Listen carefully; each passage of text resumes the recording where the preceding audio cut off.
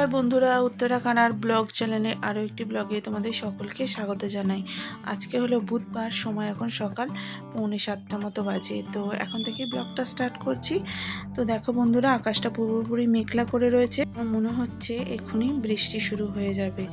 তো সকাল সকাল চলে এসেছি রান্নার কাজে। তো আজকে দেখো বন্ধুরা, যেহেতু একাদশী পড়ে গিয়েছে, তো তার জন্যই কিন্তু নিরামিষ আলুর তরকারি বসিয়ে দিলাম। আর ওর বাবা যেহেতু সকালে কাজে যায়, তো এই জন্য কিন্তু রুটি এবং তরকারি করে দিই। দেখো রুটিটা পরে করব, আগে সবজিটা করে নিচ্ছি। তো এখানে দেখো বন্ধুরা, দিয়ে দিলাম তেজপাতা আর একটুখানি পাঁচফোড়ন, তো দিয়ে ওটাকে নেড়ে নিচ্ছি। আর তারপরে দিয়ে দিয়েছি আলু এবং টমেটো, ওটাকে দিয়ে ভালো করে কষিয়ে নিলাম। তারপরে দিয়ে দিলাম অল্প করে একটু লঙ্কা গুঁড়ো, তারপরে জিরে আদা বাটা দিয়ে দেবো। দিয়ে ভালোভাবে মশলাটাকে কষিয়ে জল দিয়ে চাপা দিয়ে দেবো। তো খুবই অল্প সময় এবং অল্প কিছু রান্না করতে হলে এইভাবে কিন্তু করে নিই। তো দেখো বন্ধুরা, এখানে আটাটা মেখে নিয়েছি, তো বসিয়ে দিয়েছি রুটি বানাতে। তো সকাল সকাল ওর বাবা যখন কাজে যাবে, তো তার জন্যে কিন্তু তাড়াতাড়ি করে উঠে রান্না করে দেয়া। তো এখানে দেখো বন্ধুরা, আমি তাওয়ায় সেঁকে করে নিচ্ছি। আর তাওয়ায় সেঁকে এই জন্যই করা, যাতে রুটিটা সুন্দর নরম এবং মখমলে হয়ে আসে। তো দেখো বন্ধুরা, এখানে কিন্তু রুটিগুলো পরপর করে নেব। আর যেহেতু আজকে পুড়িয়ে রুটি করতে নেই, তো তার জন্যে কিন্তু এইভাবে করে নেওয়া। অল্প করে একটু সেঁকে নিলেই কিন্তু রুটিগুলো সুন্দরভাবে উঠে যাচ্ছে। আর অনুষ্কা যেহেতু আজকে স্কুলের ছুটি রয়েছে, তো কিন্তু ঘরেতেই রয়েছে, তো তার জন্যেই কিন্তু ও একটু খাবে। তো দেখো বন্ধুরা, এখানে রুটিগুলো হয়ে গিয়েছে পরপর করে, তো আমি বাকিগুলোও করে নেবো।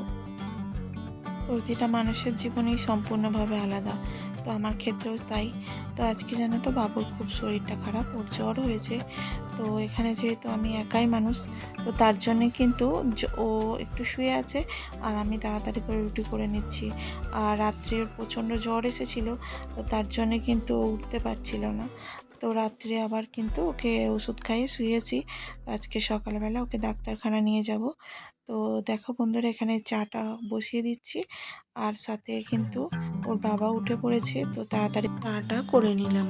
আর এদিকে দেখো বন্ধুরা, সবজিটাও হয়ে গিয়েছে, সবজিটাকে ভালোভাবে নামিয়ে নিচ্ছি, আর এদিকে চাটাও করে নিচ্ছি। আর আমাদের এখানে তো সেইভাবে কোনো রকম গুঁড়ো দুধের চা হয় না, তো এখানে কিন্তু আমি এরকম যে দুধ কেনা থাকে ওটা দিয়ে কিন্তু করে থাকি।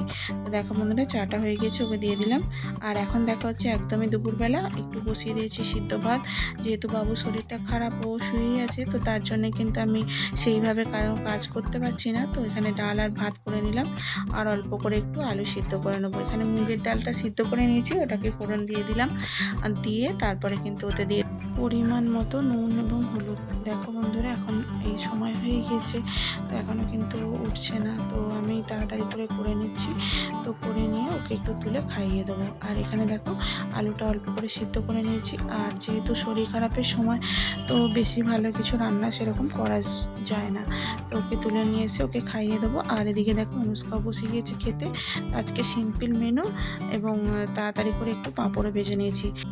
আর বাড়িতে কারোর শরীর একটু খারাপ হলে না, মন মেজাজ তো সবার ভালো থাকে না, আর সবাই কিন্তু একটু কষ্টই হয়। তো দেখো বন্ধুরা, বিকেলবেলা ওর বাবা চলে এসেছে, তো তাড়াতাড়ি একটু চা করে দিলাম।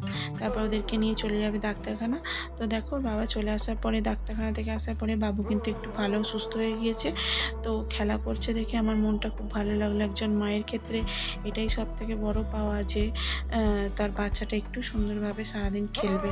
তো সারাদিন ও জ্বরের জন্য শুয়েছিল, তো এখন দেখো উঠে খেলা করছে। নিজে নিজে ওই ডাব্বাগুলো যে কেনা হয়েছিল ওগুলো ধুয়েছি, তো ওগুলো নিয়েও খেলা করছে। তো বন্ধুরা, ভিডিওটা তাহলে এখানেই শেষ করছি। ভালো লাগলে অবশ্যই একটা লাইক করে দেবে, কমেন্ট করে দেবে, শেয়ার করে দেবে।